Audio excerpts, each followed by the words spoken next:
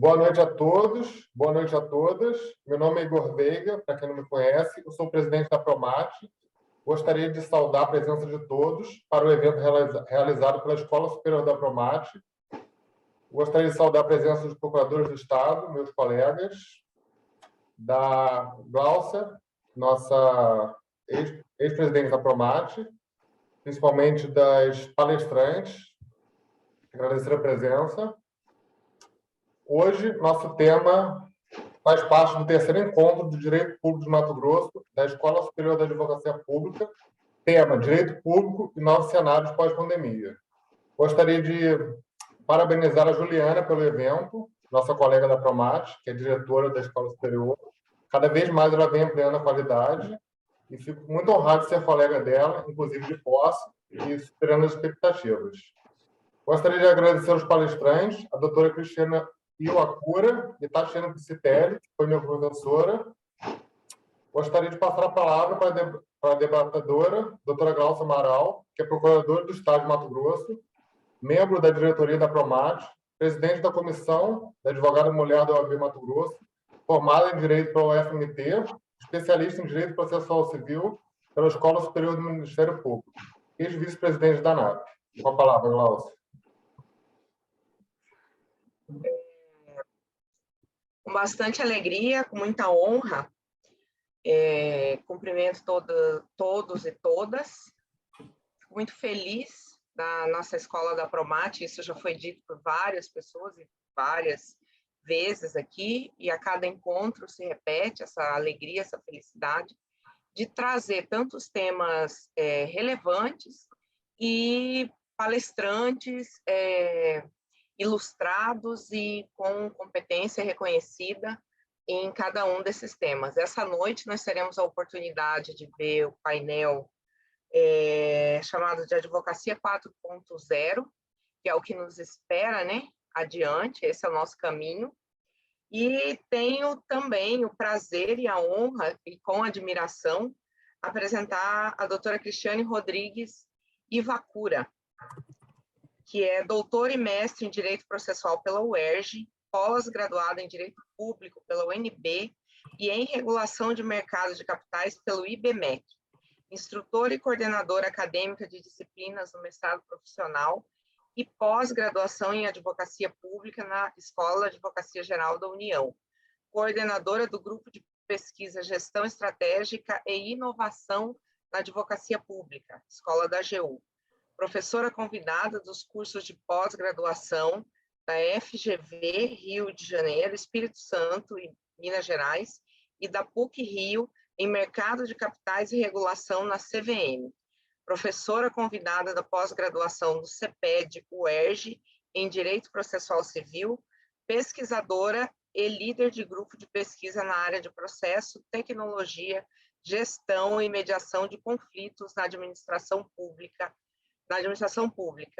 gerente do projeto Escritório de Inovação 2.0, procuradora federal desde 2006, lotada na Procuradoria Especializada junto ao INSS de 2006 a 2014, na Comissão Mobiliários desde 2014, em exercício na Escola da Advocacia Geral da União, como coordenadora regional da Escola da AGU, na 2ª Região, desde junho de 2019. Membro da Comissão Própria de Avaliação da Escola de Contas e Gestão do TCE Rio de Janeiro, representante da Sociedade Civil Organizada desde 25 de setembro de 2020. Com a palavra. Meu Deus, pegaram meu currículo imenso aí, eu já estava sem graça. Mas, gente, boa noite, Gláucia, boa noite, Igor. Queria também agradecer, além de vocês, né, por essa recepção, a doutora Juliana, pelo honroso convite. Para mim é uma grande honra, uma grande satisfação estar aqui falando para colegas da advocacia pública. Eu fico muito feliz sempre que tem essa oportunidade de trocar essas ideias, até porque a gente vai falar sobre tecnologia, e que tem a ver, né, com a advocacia 4.0, né, a base é a tecnologia, E é uma construção que depende muito dessa cooperação interinstitucional. Então, para a gente é um ganho muito grande sempre que a gente pode ter esse contato com colegas da advocacia pública. Então, assim, eu vou fazer aqui uma breve exposição, né? Me falaram que é em torno de 1 hora, talvez eu termine um pouco antes, não sei, vai depender aí do andar. Então, eu fiz aqui uns slides apenas para ilustrar aqui, né? Que eu vou falar aqui com vocês. E desde já me coloco à inteira disposição de todos. Se quiserem também participar, colocar aqui alguma pergunta, eu vou estar acompanhando aqui pelo chat, a gente pode já ir conversando ao longo da exposição também. Então a Gláucia leu aí esse currículo imenso aí, e acabou que eu também já estou saindo da escola da AGU e estou indo para a coordenação de assuntos e projetos estratégicos da PGF, né, para trabalhar diretamente com tecnologia, inclusive aprimoramento lá do nosso sistema, o Sapiens, e a gente tem uma rede lá muito bacana, que é o SUP, que inclusive a gente já está fazendo aí, né, convênios, parcerias com outras procuradorias estaduais e municipais. Então, eu vou tendo oportunidade também de comentar um pouco sobre esses projetos.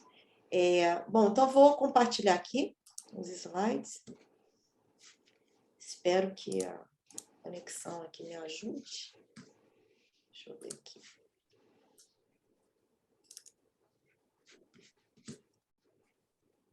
Agora eu vou abrir aqui. E vou abrir também o chat. Deixa eu ver se eu consigo ver aqui. Ok. Bom, então tá aí o nosso tema, né, que é a advocacia 4.0.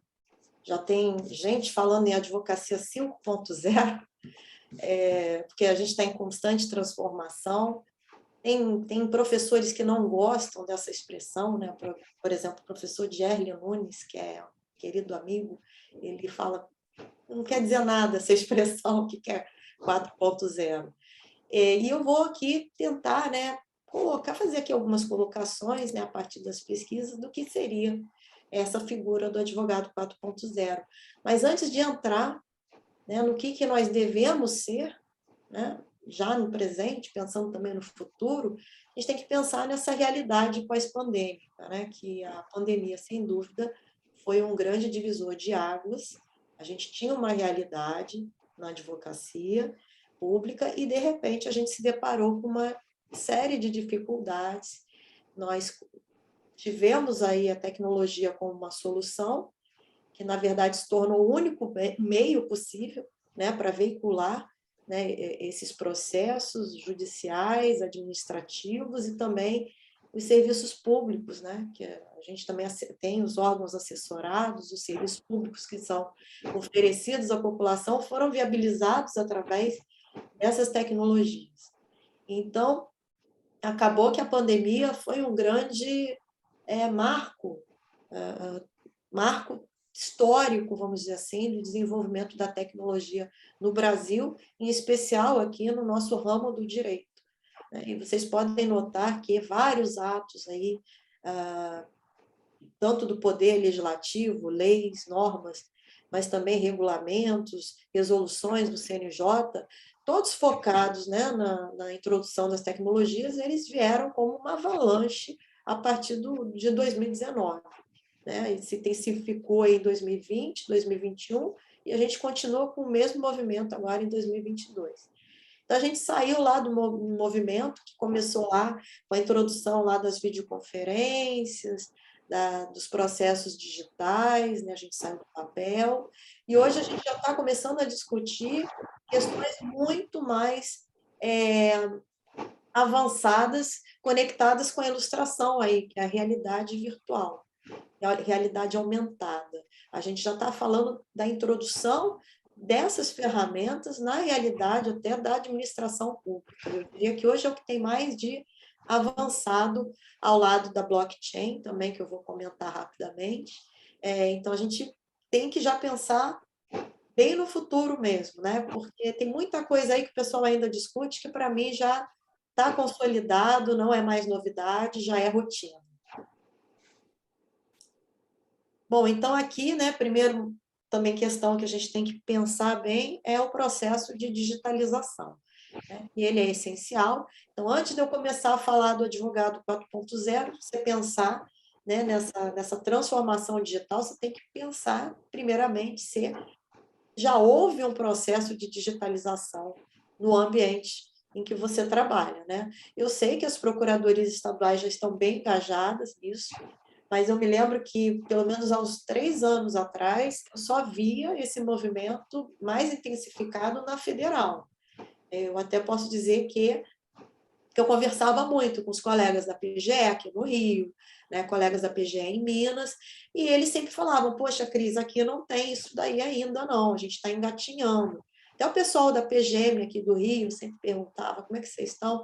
E a gente já estava lá na frente, né, já estava pensando bem adiante, já em questões de inteligência jurídica, porque a gente teve uma sorte muito grande, que na nossa instituição, né, o pessoal fala, a AGU é o maior escritório de advocacia, né, do país, e é verdade, a gente tem tanta gente que a gente acabou tendo colegas que eram programadores, né? O cara era formado lá, era programador profissional, fez o concurso, passou e veio para a AGU, eles já vieram cheios de ideias. E aí nós temos nossos 2 colegas, Eduardo Lang, o Mauro Baioneta, né, que a gente brinca que são nossos Steve Jobs, né, e o cara lá do Windows, que eu esqueci o nome, esqueci o nome dele agora, e eles colocaram ali a nosso serviço Sapiens, né? A gente tinha um sistema antes um pouco rudimentar ainda, que era o SICAL, que na verdade era apenas uma forma de você fazer controle de tarefas, mas você não tinha uma inteligência artificial ali, como a gente tem hoje. Hoje essa inteligência artificial ela já te sugere peças jurídicas, já abre ali com elas prontas, e eu acredito que as procuradorias também, estaduais e municipais, já estejam avançando nesse sentido, né? Chegando até a inteligência artificial aplicada na execução, né, para recuperação de ativos. Então, assim, a gente tem muita utilidade, mas a gente depende desse processo de digitalização. E aí eu vou mostrar aqui para vocês algumas questões aqui do passado, presente, né? O que se espera do advogado 4.0. Primeiramente, quanto à definição do que seria o advogado 4.0, eu tenho até um trabalho, eu escrevi a respeito disso em uma obra coletiva, eu falei sobre que até sobre a advocacia pública, era a obra coletiva, eu escrevi sobre essa figura do novo advogado, que seria meio que a combinação desses fatores aqui, dessas características, né? Ou pelo menos a identificação do advogado com um deles, né? Pode ser que você seja um pouco mediador, por exemplo. Então, você já está dentro do que se espera do advogado 4.0.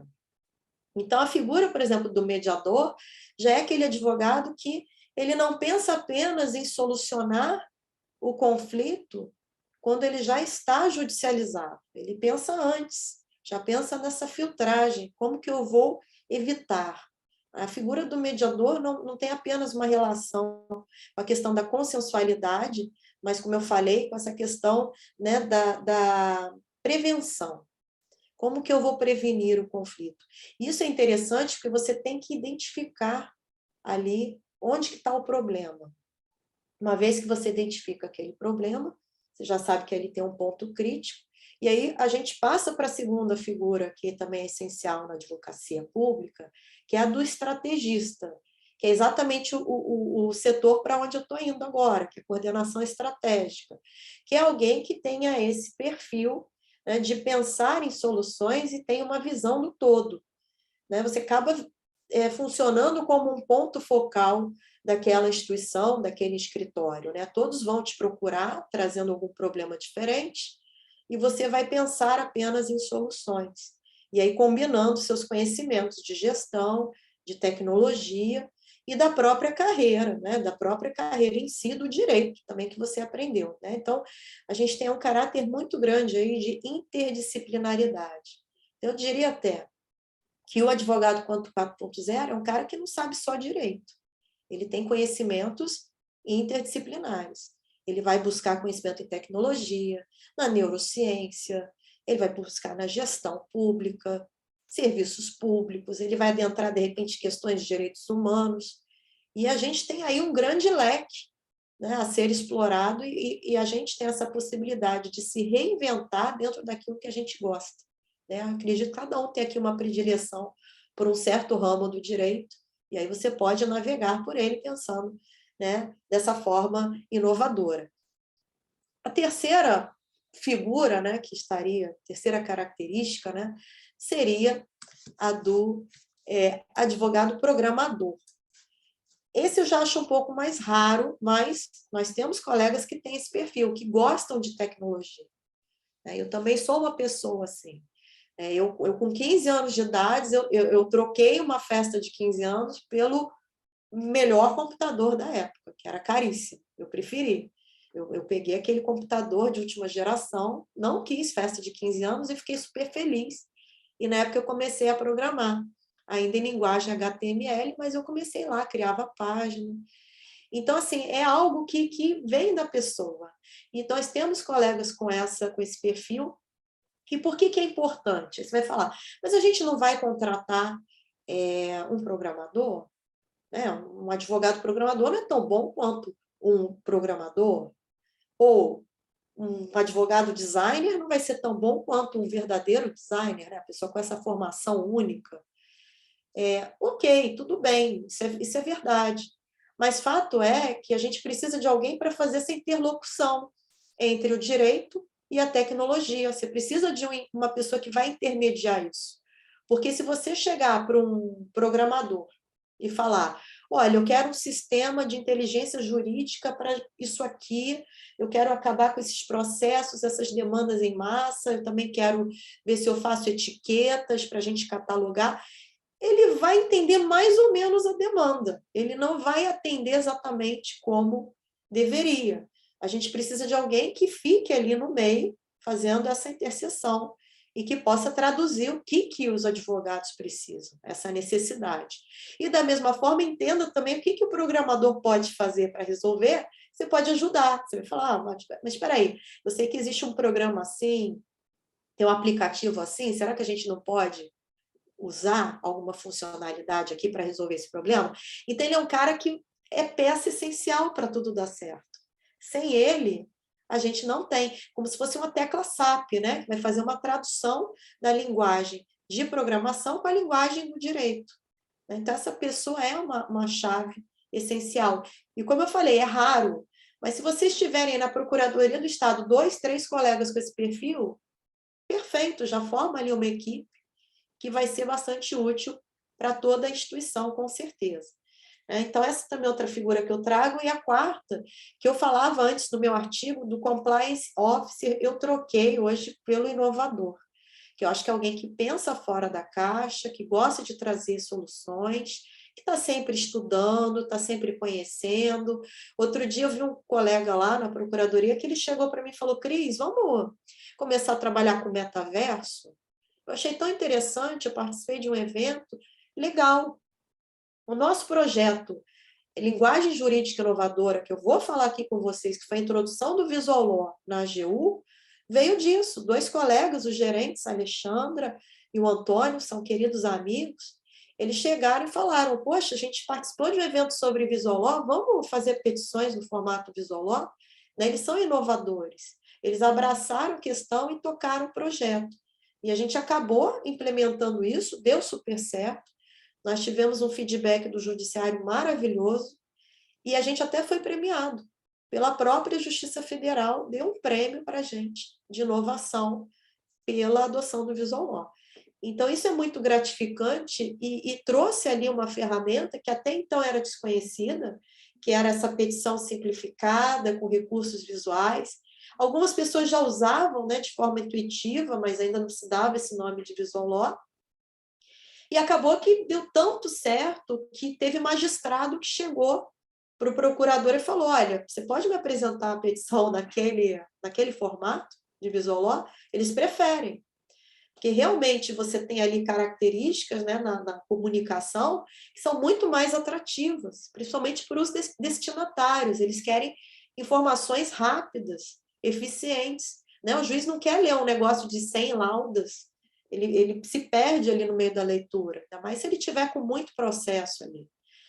Então, o que acontece? Ele pega, às vezes, um relatório de uma página, o pessoal fala em inglês, né, one page report, ele dá uma olhada ali antes da sessão de julgamento, antes da audiência, já tem uma ideia de tudo, né, que vai ser debatido ali. Então, isso é muito bom, e como técnica de persuasão, é um ganho muito grande para a advocacia pública, né? Então, a inovação está aí, para ficar.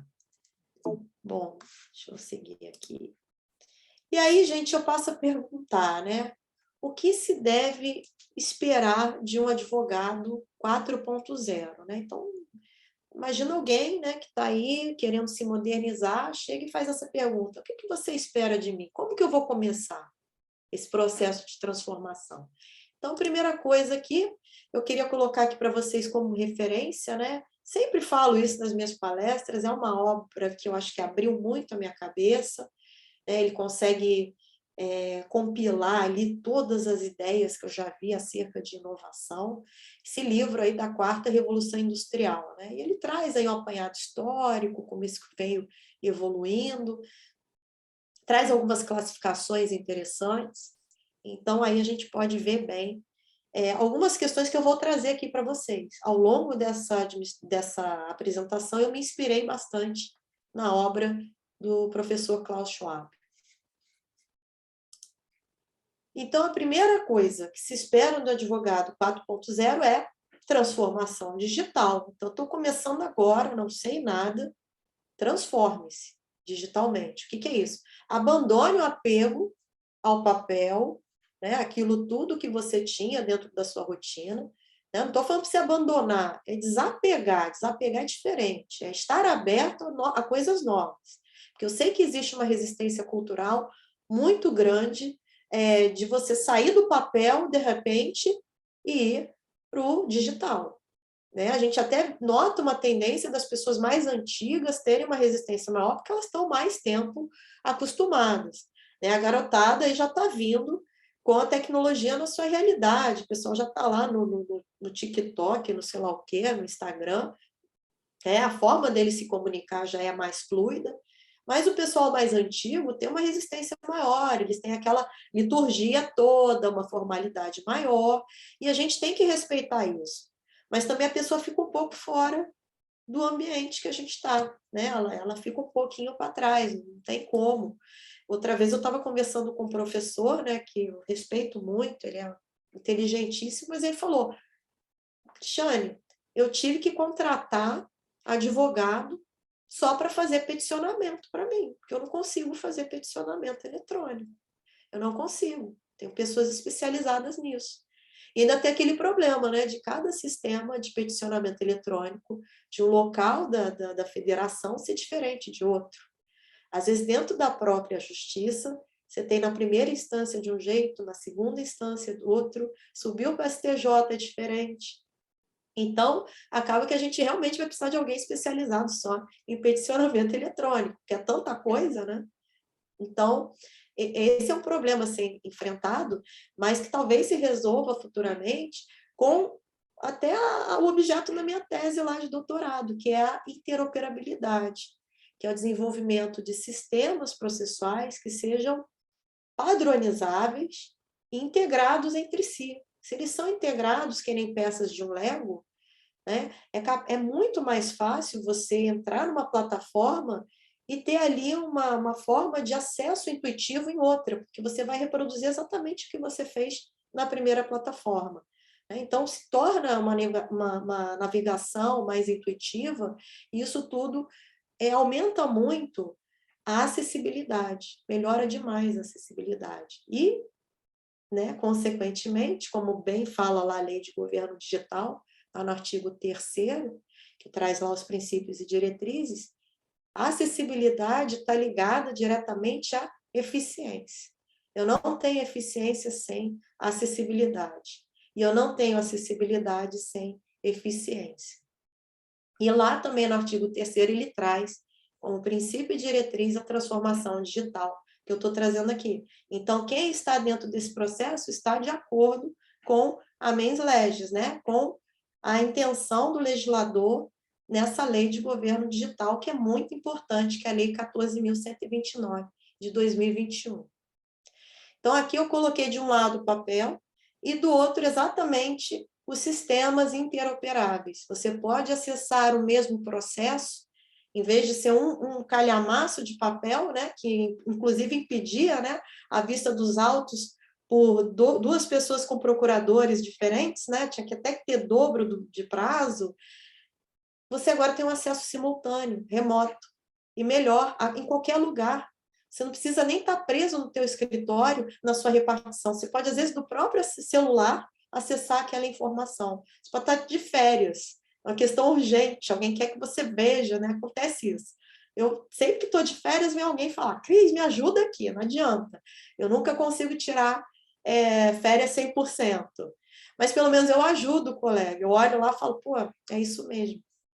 Isso graças a essa melhoria que a gente teve com a transformação digital. Então, está ali a nuvem, que é onde você vai armazenar essas informações, e vários dispositivos, notebook, o computador tradicional, o PC, smartphone, tablet, né? Tudo integrado em uma rede, e lá você obtém cada informação em um padrão visual, né? Inclusive, alguns são responsivos, né? A gente gosta muito das telas que são responsivas, porque elas se adaptam ao formato de tela que você vai ler, né? Então, tem gente que eu já vi alguns programas que se acessa bem no computador, vai ler no smartphone, é um horror, né? Ele abre todo esquisito. Isso é falta de responsividade naquele programa. Bom, mas é uma questão jamais de legal design. Outra questão do advogado, outra necessidade do advogado 4.0, ubiquidade, que é o quê? Poder estar presente em vários lugares ao mesmo tempo, né? A gente, não sei vocês aí na Procuradoria do Estado, mas a gente, na Federal, a gente tem esse problema de ter pouca gente para muito processo, né? A gente tem esse problema. Muita demanda para pouco procurador. Então, a gente precisa ter essa flexibilidade de acesso, né? Poder acessar em qualquer lugar, fazer mais de uma audiência em mais de um lugar, né? Vários lugares diferentes. Outra vez eu estava falando com o professor Eduardo Talamini, ele gosta muito desse tema, né? Das audiências virtuais. Ele falou, olha, eu achei maravilhoso, hoje eu fiz 5 audiências, né? Uma em Roraima, uma em Minas, uma no Rio Grande do Sul, que é aqui, outra em São Paulo. Quer dizer, eu jamais teria feito isso sem a tecnologia.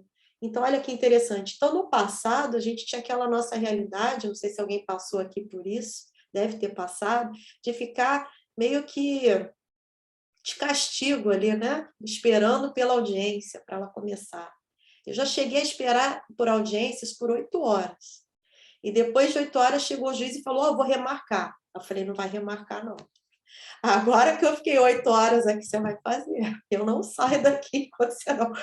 Não, sério, eu já estava num ponto e agora a gente tem essa facilidade das videoconferências. Claro que ela tem os seus problemas, mas tem essa facilidade. Você está esperando ali uma audiência, ela está marcada, você está fazendo outra coisa, né? Isso tudo está dentro da ubiquidade. Você não ficar preso a uma só tarefa.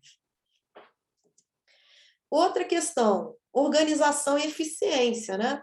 Alguém tem colega com esse tipo de mesa aí? Eu tinha, né? Sou uma pessoa que eu sou um pouco, né, muito arrumadinha, muito organizadinha, minha colega tinha essa mesa aí. E isso aí, gente, representa também como que está a nossa cabeça, como que nós estamos mentalmente. Às vezes a gente está confuso, você vai entrando, vai enchendo a sua mesa de processo, vai entrando tarefa, vai empilhando ali. Aquilo ali é um problema que reproduz exatamente o que está na nossa cabeça. Problema de gerenciamento. Então, isso é o que a gente tinha no passado. Eu, por mais organizada que fosse, como a Gláucia falou bem aqui, né? Eu fui procuradora do INSS. Imagina, o INSS era uma enxurrada de processos. Eu pegava cerca de 2.500 processos por semana, que eu era gestora. Então, por mais organizada que eu fosse, às vezes estava lá, minha mesa cheia. né? Eram ofícios, era um processo, uma loucura. Com a digitalização, a gente pega toda essa bagunça, joga para o sistema e ele organiza. Ele pode colocar etiquetas, ele pode trazer ali uma filtragem bastante eficiente.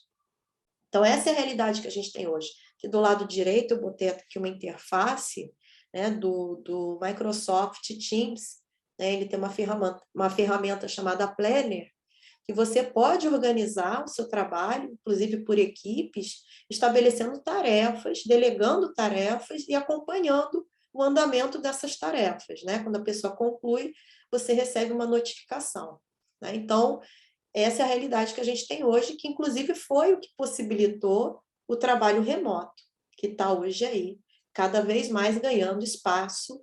E agora, inclusive, não sei no caso de vocês, mas a AGU já está até fazendo uma remodelagem do espaço físico, né? Está diminuindo o espaço físico, porque o pessoal está indo todo para o remoto.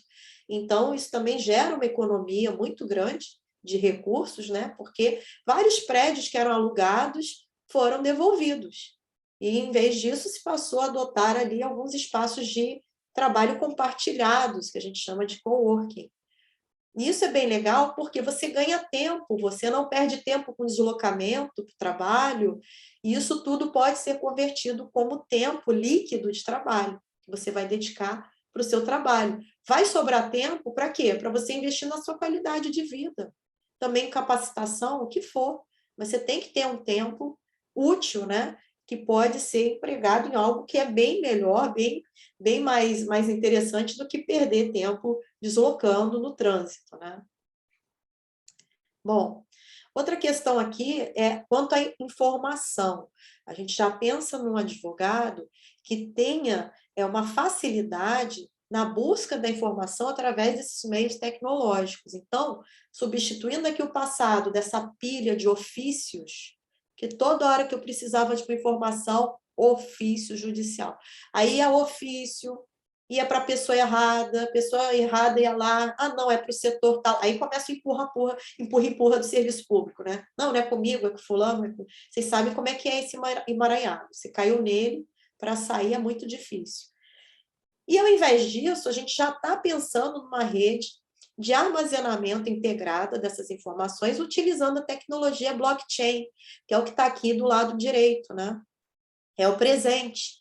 Por quê? Ela consegue conferir segurança cibernética, uma validação digital dessas informações, portanto, eu tenho maior autenticidade. O pessoal, inclusive, está querendo implementar mais o blockchain para a produção de provas, né? O pessoal já fala na equiparação das provas produzidas com tecnologia blockchain à ata notarial, que foi reconhecida assim expressamente no CPC. Também se fala na tecnologia blockchain para a implementação desses sistemas processuais integrados entre si, porque a gente tem esse problema da invasão. Ano passado ou retrasado, acho que retrasado já, passa muito rápido o tempo, a gente teve sucessivos ataques às bases de dados do STJ, do governo do Distrito Federal, de outros tribunais de justiça. E vejam, eram casos de ransomware. Ransomware é o quê? O cara vai lá, criptográfica toda aquela informação, ele sequestra os dados e pede um dinheiro para devolver o acesso àqueles dados. A gente não pode ficar refém disso. E uma solução possível para esse tipo de problema é exatamente o desenvolvimento da tecnologia blockchain. E exatamente por isso que o Tribunal de Contas da União já tem lá o acórdão 1613, que é praticamente um guia sobre blockchain. Eles fizeram ali um estudo aprofundado sobre as potencialidades da blockchain na administração pública. Então, está tudo lá, está a definição, como funciona a tecnologia blockchain, para que ela pode servir. Então, está lá a referência, acórdão TCU 1613, para acesso. Acho até que depois eles fizeram uma espécie de repositório a partir desse acórdão. Está acessível. Eu gosto muito do site do TCU, tá? Para tecnologia. Para quem gosta, sempre entre lá no site do TCU e dê uma olhada nas publicações, tem muita coisa boa, assim como também CNJ. Bom, e aí, gente, a gente já começa a falar sobre as novas ferramentas de trabalho desse advogado 4.0. Primeiro, WhatsApp. Tem gente que não gosta, torce o nariz, mas fato é que o WhatsApp é uma ferramenta muito interessante para o trabalho. O pessoal fala nela como ferramenta de gestão ágil. Você consegue mandar mensagem de forma não invasiva. Hoje em dia, ninguém mais gosta de receber ligação telefônica, não é verdade? Agora, o WhatsApp, você recebe a mensagem, visualiza a hora que puder, responde a hora que puder. Ele não é invasivo. E ele está lá no seu dispositivo, está lá no seu celular. É melhor que o e-mail. O e-mail você tem que abrir, o e-mail ele tem um layout meio... Eu não gosto do layout do e-mail. Eu já estava falando até com o Alexandre Moraes da Rosa, não sei se vocês conhecem, ele tem vários memes, é muito divertido, ele falou para mim, e-mail é cringe. Que eu fiz um convite para ele, eu falei, vou te mandar e-mail. Ele, não, WhatsApp, e-mail é cringe, não mando. Porque é uma gestão ágil. Você manda também imagens, manda texto, manda vídeo. Tem gente até que prefere o Telegram, porque o Telegram ele tem uma capacidade maior de armazenamento. Você manda vídeos um pouco maiores. No WhatsApp, você manda vídeo só até 1 minuto. Né? Mas é interessante, porque você consegue também ver também o histórico, toda a conversa que você tem com uma pessoa ali, de forma bem ordenada, que eu acho que é uma falha do e-mail. O e-mail é um pouco atropelado, às vezes você perde anexo. Teve uma vez que eu não achava anexo de jeito nenhum, nem no histórico da mensagem. Mas do WhatsApp não, está tudo lá organizado, você faz um backup, né? Tem essa questão da segurança, eles asseguram que tudo é criptografado, que não é acessível, tem essa preservação aí da privacidade. Isso aí já foi, né, discutido aí, principalmente ano passado, né, que o pessoal aí do Facebook comprou, o Instagram, sei lá, virou tudo uma coisa só, veio o WhatsApp junto, e tinha essa possibilidade de integração do WhatsApp com o Facebook. O pessoal falou, não quero mais. Foi que o pessoal migrou para o Telegram, mas no final viu-se que não era bem assim. Ou então eles voltaram atrás com a tecnologia e passaram a respeitar mais essa privacidade. E aí a gente já tem 2 questões jurídicas aqui com relação ao WhatsApp. Né? Eu não estou falando isso à toa. O próprio Poder Judiciário já está utilizando o WhatsApp como ferramenta de trabalho. A gente já está vendo aí a admissibilidade de provas produzidas no WhatsApp. É uma discussão muito grande, porque o conteúdo pode ser adulterado, né? Você pode deletar uma mensagem, que nem um e-mail, você pode meio que configurar ali o visual de um jeito que aparentemente você tem uma mensagem, na verdade você suprimiu aquilo que não te interessava. Por isso os precedentes eles apontam sempre num sentido restritivo, principalmente na seara penal. É muito difícil eles aceitarem essas provas. No entanto, quando a gente vai para os juizados e para a Justiça do Trabalho, que tem uma carga de informalidade maior, eles admitem. Inclusive, eles incentivam a utilização do WhatsApp como meio de prova. Mas, por exemplo, no TRT, eles fizeram um curso de capacitação para os magistrados também avaliarem essas provas, né? Também para eles entenderem quando que aquilo ali pode ter sido falsificado, forjado, mas é uma ferramenta interessante. E também, por fim, aí vem, né, do judiciário para a gente, a utilização do WhatsApp como comunicação eletrônica judicial, né, para recebimento de intimações. Então, assim, o pessoal discutiu demais isso.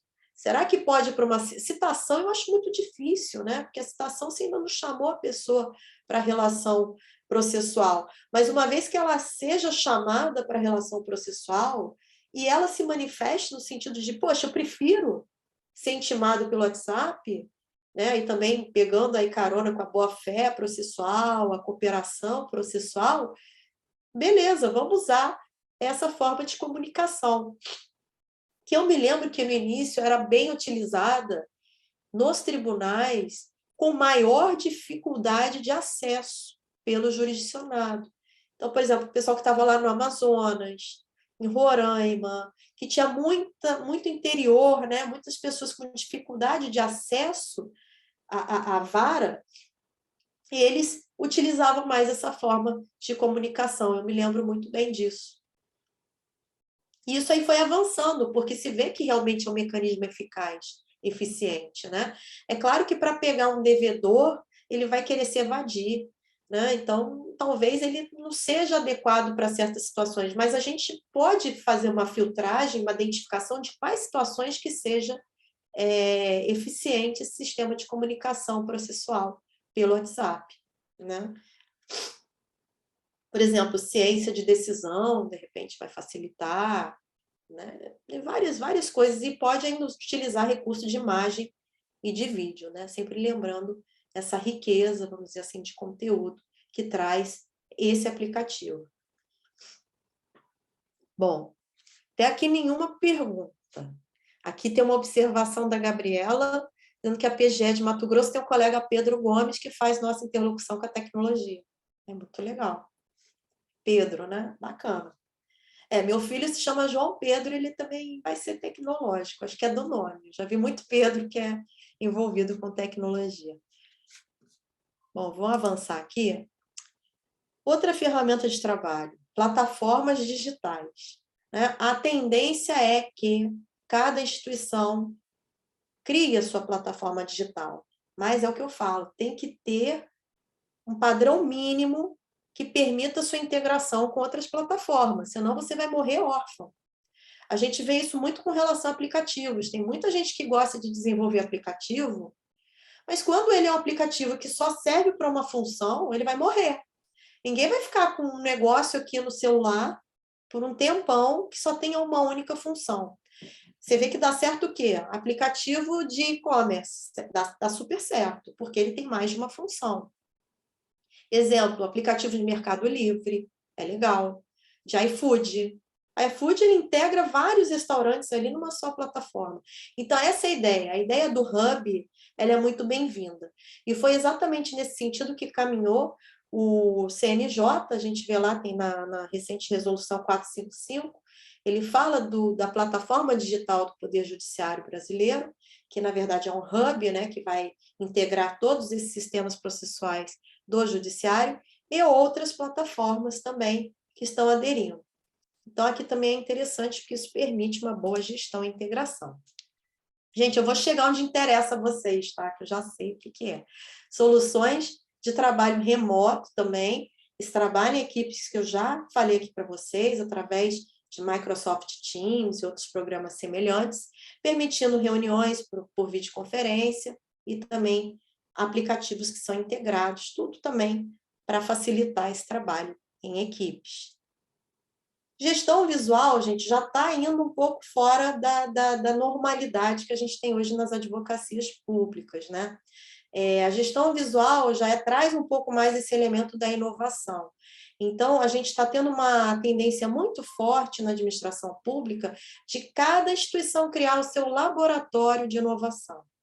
E é muito legal, porque o laboratório de inovação é uma espécie de espaço onde você vai desenvolver soluções para os seus problemas.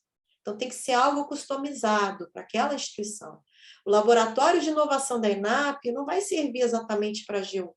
Então, o ideal é que eu crie o laboratório de inovação da AGU. E que a gente sabe os problemas que a gente tem. Então, a gente vai ter ali um lugar que você vai ter gente ali chegando com problemas, e vai ter pessoas que são inovadoras, que gostam de pensar, que vão trabalhar com as soluções. Inclusive, as pessoas não enxergam problemas como problemas, mas como oportunidades, né? Como a matéria-prima com a qual eles vão trabalhar. Aqui tem a pergunta da Cristiane, da minha xará. Boa noite, professora, ótima palestra, obrigada. Uma realidade muito distante a aplicação do blockchain aos contratos públicos? Eu acho que não. Inclusive, a gente já tem projeto de lei no sentido da implementação de uma rede nacional de blockchain, ainda só para cartórios, né, para registro de imóveis, registro de títulos e documentos, mas como eu falei, por esse acórdão 1613 do TCU, já se recomenda a utilização do blockchain para outras funcionalidades dentro da administração pública. Inclusive contratos, foi muito bom você falar, porque o blockchain está muito relacionado com os contratos, porque ele traz essa questão da autenticidade muito forte. Ele traz informações que são imutáveis. Tudo fica meio que tatuado nele, não sai dele de jeito nenhum. Então, essa é uma característica que se linka diretamente com a segurança jurídica. Então, é uma qualidade que se conecta. Inclusive, a gente tem já blockchains, né, formadas para a veiculação dos chamados contratos inteligentes, que são aqueles contratos autoexecutáveis, conhecidos como smart contracts, né? Eu não vou falar sobre smart contract, mas você vê a questão da contratualidade ali, por quê? Porque tem essa coisa da manifestação da vontade, né? Dessa ruptura, né? Com o que é extremamente público, né? É estritamente público, né? Você já vai lá para a autonomia da vontade, lá do setor privado, então você sai um pouco, né, desse engessamento que a gente tem na administração pública, então a gente vai lá para os contratos. E, logicamente, o pessoal lá dos contratos públicos também está pensando em modernizar também, porque se você entrar lá na nova lei de licitações, você vai ver que ela mudou, mas não mudou muito, não. Ela ainda é meio engessadinha. A gente achou que com a pandemia ia dar uma flexibilizada, mas a gente ainda fica muito adstrito àquelas regras de contratações públicas. No entanto, a gente já vê alguns dispositivos lá na nova lei de licitações incentivando a inovação, a inserção de novas tecnologias, inclusive através das startups. Então, talvez através daí nós tenhamos esse caminho aí para desenvolver uma blockchain nos contratos públicos. Certamente vai ser muito bom, tá? Ótima pergunta. Deixa eu seguir aqui, então. E aí a gente entra, acho que essa é a parte aí que, pelo menos a Glaucia falou, né, que vocês queriam saber, essa nova forma de pensar, de se comunicar no direito, através do legal design. Né? O legal design ele é muito amplo, ele abrange tudo isso que a gente conversou aí, esse design de sistemas, design operacional, mas eu acho que a partezinha aqui que nos interessa agora é o visual law, que a gente traduz como direito visual, que se alia também à linguagem simples, que é uma forma de trazer uma comunicação mais eficiente. Logo, consequentemente, maior eficiência também na tramitação processual. Então, primeira coisa, abandono do juridiquês, tá? E quando eu falo isso, tem muita gente que não gosta. Mas, veja, a gente tem que contextualizar. A linguagem, ela tem que ser pensada de acordo com o destinatário. Se eu estiver fazendo uma petição, uma peça judicial para o STF, é claro que eu não vou trabalhar com um visual law mais robusto, mais assim, agressivo, vamos dizer. Eu vou trabalhar com uma petição mais tradicional, com toda aquela liturgia. Então, vejam, primeira questão, comunicação eficiente. Eu preciso de objetividade e clareza. Objetividade e clareza não se confunde com informalidade.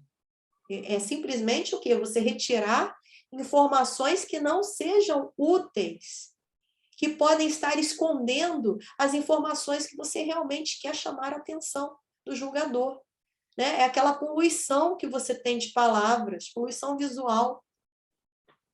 Tem que ser objetivo, tem que ser claro.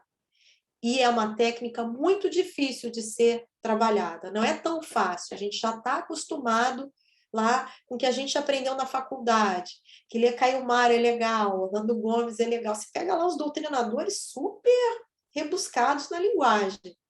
E a gente tem que romper com isso. E o pessoal acha que, às vezes, falar de forma simples, né? Eu não sou tão culto, eu não sou tão inteligente. Não é. É justamente o oposto, né? É na simplicidade que está o verdadeiro conhecimento. É muito difícil falar de forma simples e clara. E a gente tem essa questão do nível de linguagem ser de acordo com o destinatário. Como eu falei, o STF você vai falar de uma forma, num tribunal superior, um tribunal federal de outra forma, tribunal estadual. Primeira instância de um juizado, você já pode ser um pouco mais informal, digamos assim, porque você também está pensando no jurisdicionado. Então, tem que contextualizar essa linguagem. Você pode usar recursos visuais para facilitar a compreensão. A gente tem uma gama infinita de recursos visuais que podem auxiliar. Desde gráficos e tabelas, que são muito bem recepcionados pelo Poder Judiciário, até linhas do tempo, que ajudam você a organizar, né, no espaço e tempo a sucessão de fatos, muito melhor do que um texto em prosa, né? Também outro recurso que é bem legal, mapa. O pessoal gosta muito de mapa. Você está, às vezes, falando sobre uma questão ambiental, você quer demonstrar qual foi a área que foi desmatada, você pinta lá a parte que foi desmatada. É muito melhor do que você colocar isso no texto, né? Então, a gente tem que trabalhar muito de forma estratégica, né? Pensando estrategicamente na utilização desses elementos. E aí a simplificação e a imediação. Imediação é aquilo, a informação imediata, porque eu não quero perder tempo. A gente está num cenário, né, com essa transformação digital toda, que a velocidade da comunicação agora é outra, né? Se você vai falar com uma pessoa mais jovem, ela não tem paciência. O pessoal mais jovem não deve conseguir ver filme de 3 horas, não vê. É seriadinho de Netflix com 40 minutos e olhe lá, né? E assim mesmo consegue pegar um segundo se tiver um bom cliffhanger, né? Um bom gancho para te segurar na série, senão você abandona também ali no meio. Então as pessoas querem essas informações. Por que TikTok está explodindo? Porque é vídeo de no máximo 30 segundos, é um negócio rápido ali, então 3 minutos, né? São informações rápidas. Inclusive o pessoal está usando muito o TikTok para passar informação, é impressionante isso. Então, a gente tem que pensar nessa velocidade da comunicação. E aí, o outro lado, né, que é a comunicação eficiente, como que eu posso produzir petições mais eficientes? Né? Eu poderia dar uma aula sobre isso, né? Aliás, eu dou aula sobre isso, né? 4 horas falando sobre esses recursos visuais. Mas eu posso resumir aqui para vocês, né, porque a gente tem um tempo limitado, no menos é mais. Menos é mais. Né? Como eu falei, às vezes a pessoa quer ficar colocando balança, martelinho. Se esse elemento visual não agrega em nada, porque a gente sabe que é uma peça jurídica, tá? Não precisa botar uma balancinha para você saber que está no jurídico. Tira. Então tem que ter alguma utilidade. Tem gente que gosta de botar um dinheirinho para dar gatilho, que ele vai falar sobre honorários. Ok, tudo bem. Se tiver alguma função, funciona como um gatilho mental, pode ficar. Mas o que é importante? Esse menos é mais, é legal você sempre ter um feedback de outra pessoa. Mostra para outra pessoa. O que você acha da minha petição? A pessoa vai falar, pô, eu não entendi que isso aqui. Né? Para que servem esses elementos? Aí você, pô, legal, tira. Então aí você vai fazendo uma construção legal. A gente fez esse trabalho com o Poder Judiciário e nós fizemos uma pesquisa depois que nós aplicamos essas petições, e eu recomendo isso que vocês façam. Vai aplicar Visualog no Poder Judiciário, depois faz uma pesquisa, vale a pena. Leva lá um formulário, pede lá na boa, vocês podem dar esse retorno, o que ficou legal, o que não ficou, porque a partir daí você começa a trabalhar melhor o seu modelo. Por exemplo, no nosso caso lá no projeto Linguagem Jurídica Inovadora, a gente nessa pesquisa descobriu que capa era demais. Falar, para que capa? A capa era bonita, tal, mas não adiciona nada, eu quero ir direto na informação. Falaram mal também dos ícones. Né? Ícones são aquelas bolinhas pequenininhas com esse desenho de martelinho, de dinheirinho e tal. Não achei que isso acrescentou nada. Tiramos. E a gente foi trabalhando de um modo que ficou legal para todo mundo. Né? Tanto para a gente, que produzia a peça, como para o juiz que estava lendo aquela peça jurídica. Eles gostam muito desse tipo de relatório que está aqui do lado, que é esse que a gente chama de One Page Report, né? Que é o relatório de uma página. Esse resumão, vamos dizer assim, que condensa várias informações. Atenção, ele não substitui, assim como técnicas de visual law em peças, não substitui o formato tradicional. Você continua trabalhando com o completo lá tradicional. Isso aqui é para clarear a informação, é uma peça adicional. De repente, você leva isso aqui antes da audiência para o juiz olhar.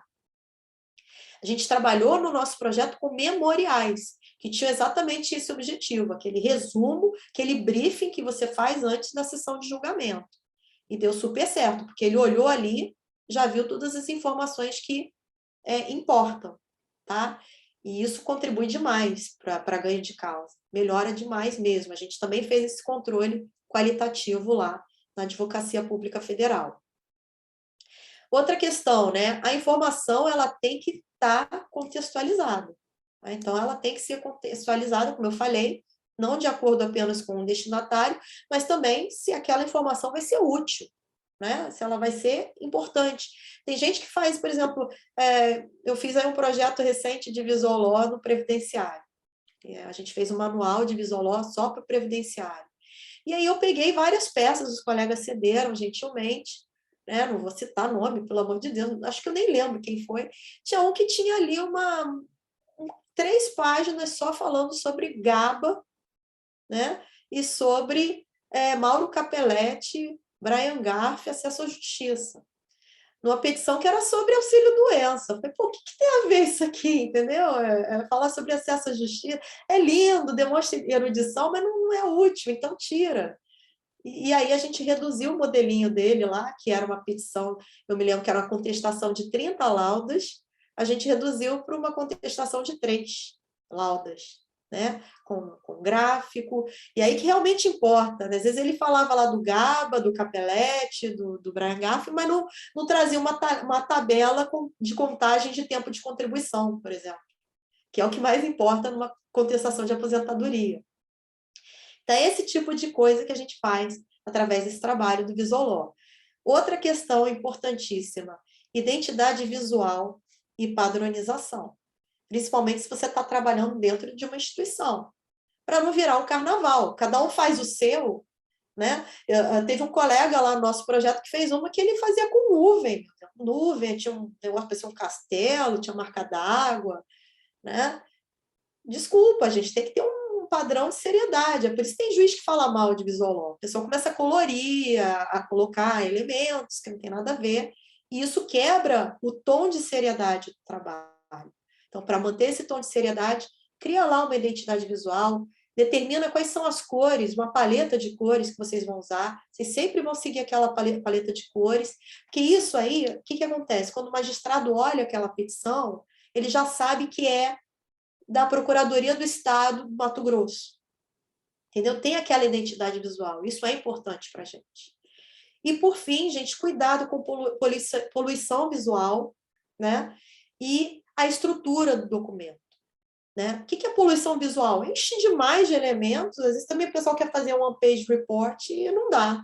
Às vezes seria necessário 3, 4 páginas. Se é preciso 3, 4 páginas, faça em 3, 4 páginas. Não faça tudo em uma. Faça em uma quando couber. Né? Porque você precisa de zona de respiro, porque visualmente não é agradável ver um monte de informação colada uma em cima da outra. Você tem uma zona de respiro, às vezes tem uma margem. Né?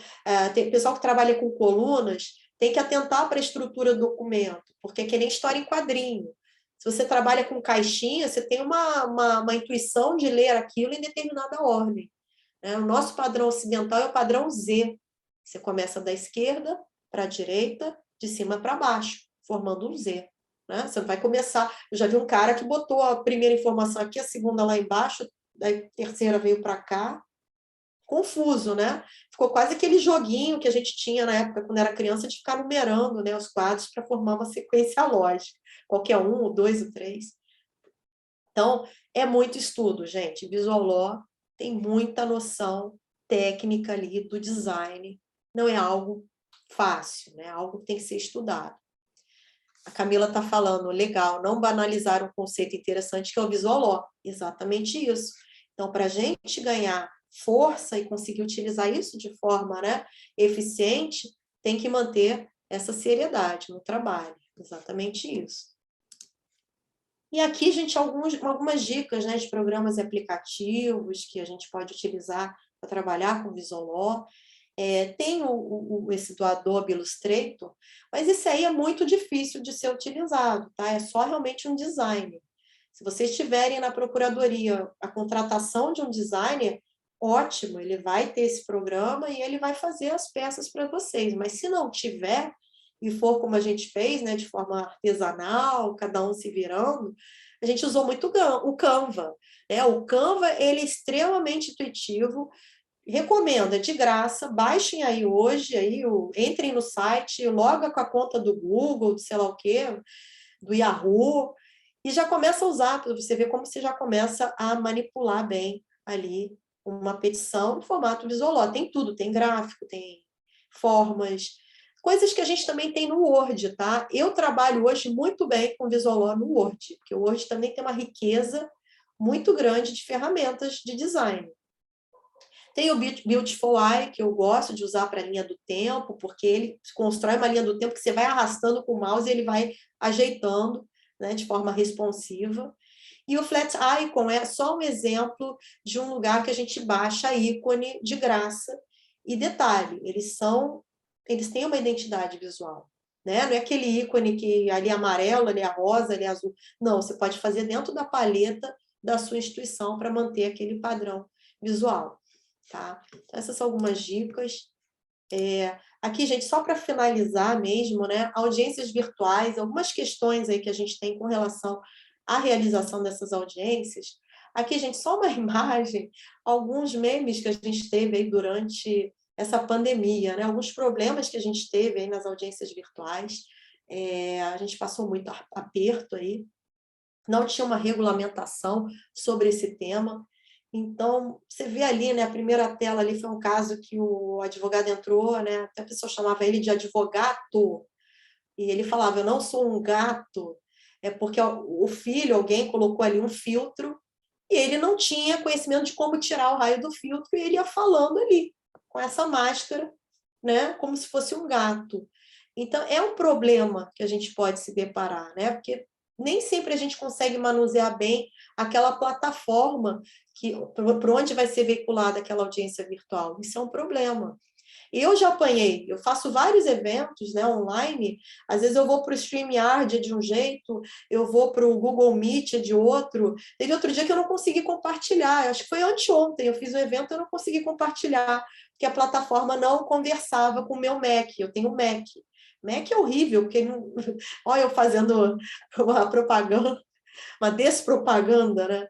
Propaganda negativa, porque ele não se conecta às vezes, então eu não conseguia compartilhar. O Zoom eu consigo, por isso que eu fiquei aliviada quando o pessoal aqui da organização do evento falou, não vai ser pelo Zoom. Falei, graças a Deus que eu sei que eu vou conseguir mexer. E aí outras, né, fundo, né, o ministro ali da STJ com fundo, né, o Neto botou ali um tubarão, aí ficaram lá falando que ele era o ministro lá, Shark, brincando, né? A situação da pessoa que deixa a câmera ligada no banheiro, aí, só aí na tela a gente tem duas, um rapaz estava no vaso, o outro estava tomando banho. Então, assim, são questões que fazem com que a gente pense na necessidade de uma regulamentação. Né? E internamente, a gente está já estabelecendo os chamados dress code, né? o código de vestimenta, vamos dizer assim. Algumas regras também para videoconferências.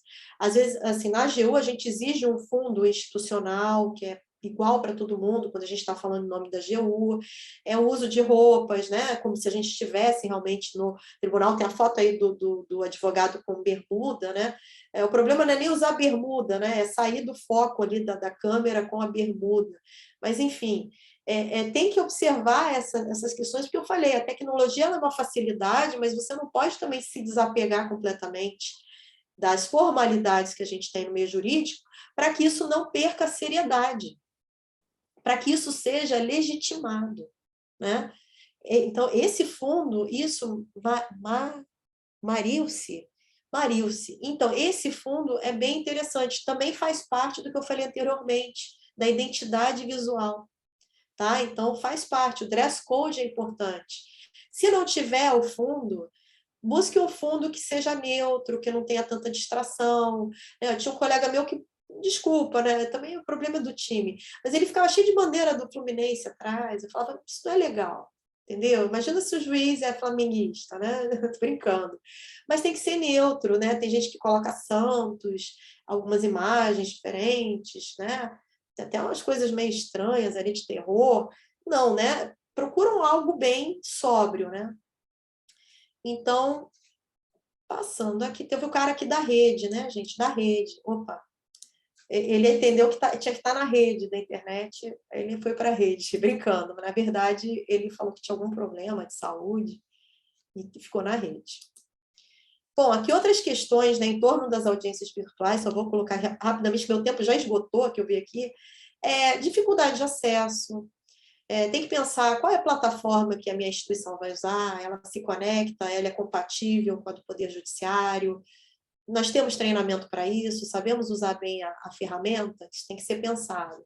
A postura e o comportamento do advogado. E aí, recentemente, agora, dia 22 de junho de 2022, a gente teve uma resolução do CNJ 465, impondo essa obrigação ao magistrado de zelar por esse código de vestimenta, esse comportamento das partes. Então, justamente para evitar essas situações na tela anterior.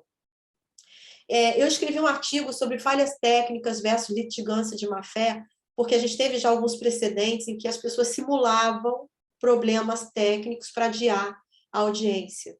E uma delas foi pega, né, pela juíza, a juíza descobriu e foi condenada por litigância de má-fé. Então, vejam aí como que a mudança do meio ela pode impactar também nas consequências dos efeitos processuais. Limitação sensorial também é outra questão importantíssima. A capacidade de persuasão que eu tenho no vídeo é muito menor. Provavelmente, se a gente estivesse aqui presencialmente, aqui nós todos aqui, a gente teria uma outra percepção. Talvez eu estaria vendo a expressão de alguém tendo uma dúvida sobre um ponto que eu falei que eu não via, né? Então, você tem uma limitação sensorial. Então, também essa escolha do meio, da audiência, ele tem que ser bem tem que ser bem pensado de acordo com aquilo que eu estou discutindo. Então, a gente, como advogado, a gente pode, às vezes, insistir no presencial quando a gente entender que é importante essa questão sensorial, que essa limitação do meio da videoconferência, ela vai prejudicar, de alguma forma, a formação do convencimento do magistrado, então eu posso insistir no meio presencial. Tem a questão da publicidade, né, que também a gente vê que como o pessoal agora grava, a audiência fica lá registrado, né, esses atos do magistrado de desrespeito, né, aos advogados, e vice-versa também, de advogados que são agressivos, enfim, essas situações que antes a gente não tinha registro e que agora estão vindo à tona. Tem também a questão da autenticidade. E aí, da autenticidade, gente, eu tinha trazido aqui 2 vídeos para mostrar exatamente como que funciona o deepfake. Que assim, eu estou falando aqui com vocês, mas tem filtros, né? Tem inteligência que poderia ter outra pessoa falando aqui no meu lugar com a minha cara, e vocês acharem que era exatamente eu que estava falando. Então, assim, tem esse problema. Então, a gente já tem que pensar nisso, porque se a gente vai começar a adotar esse sistema de audiência virtual, a gente tem que pensar também nessa questão da autenticidade. Será que a pessoa que está ali realmente é ela? Tem pessoas que criticam, por exemplo, não tem como garantir incomunicabilidade de testemunha, não tem como evitar que o advogado fique instruindo a pessoa ali, de repente, com um negócio ali no ouvido, ou ela estando atrás da tela, você só está vendo eu aqui. Você não está vendo o que tem aqui do meu lado, aqui no fundo. Então, tudo isso também tem que ser refletido, tá? E aí, só para assim, ilustrar essa preocupação aí com deepfake, que eu acho que é uma coisa muito recente, a gente tem aqui, né, 2 vídeos. Eu acho que não roda. Eu estava com a internet ruim, eu poderia até tentar rodar, eu acho que é interessante porque vocês podem ver que não apenas a imagem da pessoa é colocada com a movimentação da boca, tudo, das expressões faciais, mas também a voz. Ele imita também a voz, inclusive de pessoas falecidas, né? Não é só pessoa que está viva, pessoas falecidas. Né? Então, é impressionante. Tem uma pergunta aqui. Igor, né? Professor, a ausência ou atraso em audiências ou atos processuais pode ser justificado por falhas no sistema? De quem seria o ônus da prova? Exatamente, é isso que eu falo no artigo. Isso daí daria ensejo à justa causa do artigo 223 do Código de Processo Civil. E quem seria o ônus da prova? Aí, né, tem a questão da boa-fé. É isso que eu estou falando. Eu acho que dá para você comprovar, por exemplo, dando um print na sua tela. Você pode dar um print, né, que está paralisado, que tem ali alguma mensagem de conexão baixa. Eu acho que tem alguma forma de... Mas é uma boa pergunta. E eu acho que talvez seja algo que precise de uma regulamentação infralegal no futuro. De repente, eles poderiam estabelecer algo. Ou, por exemplo, estou com falha aqui, tem que ter um contato de alguém do técnico, do Poder Judiciário. Aí você pode acionar e falar, olha, estou com problema de conexão aqui, dá para resolver? Tem que tentar, tem que ter essa tentativa de resolução. Você já envolvendo uma pessoa na outra ponta, eu acho que já está devidamente comprovada a sua boa-fé, né? Diferente lá da moça que simulou e sumiu, né? Tá bom? Mas é uma ótima pergunta, porque é algo que a gente tem que pensar. Mas tem lá, justa causa 223. Então, aqui tem o Barack Obama, tem o Tom Cruise, né? O Tom Cruise, inclusive, tropeça. É impressionante que você vê a cabeça dele baixa, ele levantando o rosto e não tem aquela máscara. É perfeitamente igual. Se desse para eu mostrar aqui, eu não sei se vai rodar. Será que vocês conseguem ver? Talvez não vão conseguir ouvir, né? Deixa eu ver aqui.